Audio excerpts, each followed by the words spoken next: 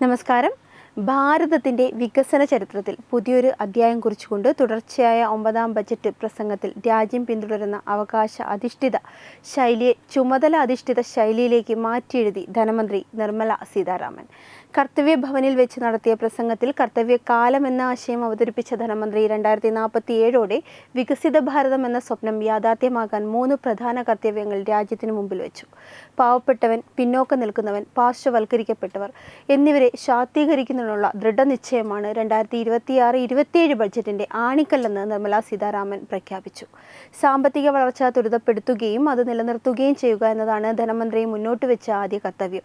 ആഗോളതലത്തിലെ സാമ്പത്തിക അസ്ഥിരതകൾക്കിടയിലും ഇന്ത്യയുടെ ഉൽപാദനക്ഷമതയും മത്സരക്ഷമതയും വർദ്ധിപ്പിച്ച് ലോകത്തെ ഏറ്റവും വേഗതയിൽ വളരുന്ന സമ്പദ്വ്യവസ്ഥയായി രാജ്യത്തെ നിലനിർത്തുകയാണ് ഇതിലൂടെ ലക്ഷ്യമിടുന്നത്.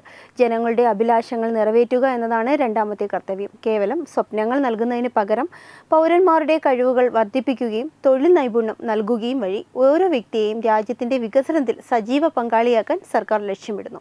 എല്ലാവരും വിഭവങ്ങളും അവസരങ്ങളും ഉറപ്പാക്കുക എന്ന തുല്യനീതിയുടെ കർത്തവ്യമാണ് മൂന്നാമത്തേത്. വികസനത്തിൻ്റെ ഫലങ്ങൾ നഗരങ്ങളിൽ മാത്രം ഒതുങ്ങാത്ത ഗ്രാമങ്ങളിലേക്കും സാധാരണ കുടുംബങ്ങളിലേക്കും എത്തിച്ചേരുന്നു എന്നുറപ്പാക്കാൻ സബ്കാ സാത്ത് സബ്കാ വികാസ് എന്ന മന്ത്രം സർക്കാർ ഉയർത്തിപ്പിടിക്കുന്നു. യുവശക്തിക്ക് മുൻഗണന നൽകുന്ന ബജറ്റാണിതെന്ന് വിശേഷിപ്പിക്കുന്ന ധനമന്ത്രി സാമ്പത്തിക വളർച്ചയെ തൊഴിലവസരങ്ങളായും സംരംഭകത്വ അവസരങ്ങളായും മാറ്റാനാണ് ഊന്നൽ നൽകിയത്. ഗ്രാമീണ വികസനം, കാർഷിക ഉൽപ്പാദനം, ചെറുകിട ഇടത്തരം സംരംഭങ്ങൾ എന്നിവയ്ക്ക് നൽകുന്ന പിന്തുണയിലൂടെ സാധാരണക്കാരുടെ ജീവിത നിലവാരം ഉയർത്താൻ ബജറ്റ് ലക്ഷ്യമിടുന്നു. ആരോഗ്യ പരിരക്ഷയും പാർപ്പിടവും ഓരോ കുടുംബത്തിൻ്റെയും അടിസ്ഥാന ആവശ്യമായി കണ്ട് അവ എല്ലാവരിലും എത്തിക്കുമെന്ന് ധനമന്ത്രി ഉറപ്പു നൽകി. വെബ് ഡെസ്ക് തത്തുമൈ TV.